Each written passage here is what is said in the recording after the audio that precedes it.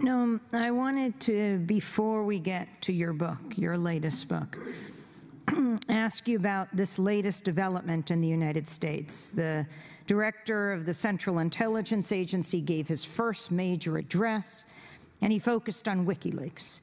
And it looks like now the U.S. is preparing an arrest warrant for Julian Assange, who's been holed up in the Ecuadorian embassy in London for almost 5 years now.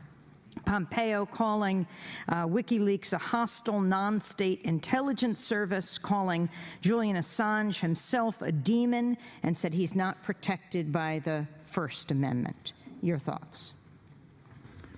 Well, I think it speaks for itself. WikiLeaks has released lots of information that governments don't like. It's overwhelmingly information that citizens should have. It's information about what their governments are doing. And perfectly natural that systems of power don't want to be exposed. So they'll do what they can to prevent exposure. I think it's a disgraceful act. In fact, I think it's disgraceful even to keep Julian Assange holed up in the Ecuadorian embassy. I did visit him there once, but you can guess yourself. It's in many ways worse than imprisonment. At least if you're in prison, you can see other prisoners, and you can get out and look at the sunshine now and then. He's in a small apartment where you can't go out. You know, go to the balcony, but that's about it. The small basically a couple of rooms inside a small apartment. It's not a big embassy. The embassy is like a kind of an apartment in London, surrounded by police and so on. There's been no credible basis for any of this, and to go on to try to raise it to the level of criminal prosecutions, I think is, again, one of these efforts to look tough at home. And the kind of effort that a government would carry out that is dedicated to trying to protect itself from exposure of facts that citizens should have, but systems of power don't want them to have. I think that's the crucial issue. The suggestions are it has to do with his aiding and abetting perhaps Chelsea Manning and also Edward Snowden.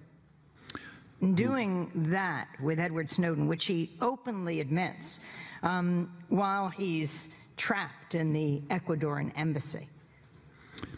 If the charge is true, he should be honored for it.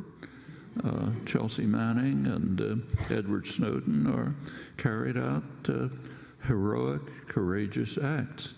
They fulfilled the responsibility of somebody who takes citizenship seriously. That is, who believes that the people of a country ought to know something about what their government's up to. Okay? Like if their government is carrying out murderous, brutal attacks in Iraq, people should know about it. Takes us back to Martin Luther King's talk in 1967.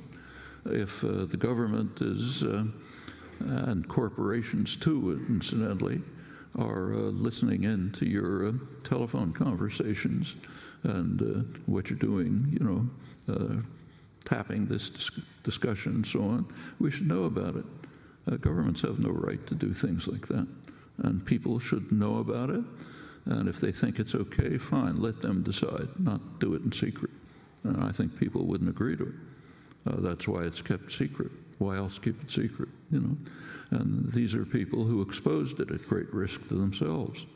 So those are heroic, courageous acts. If WikiLeaks was abetting them, more power to them. That's what they should be doing. I mean, President Trump endorsed WikiLeaks, right? He said, "I love WikiLeaks" during the campaign. When it was releasing things that he liked. You know, any system of power will do that. You release information that I like, it's great, but I don't want to be exposed.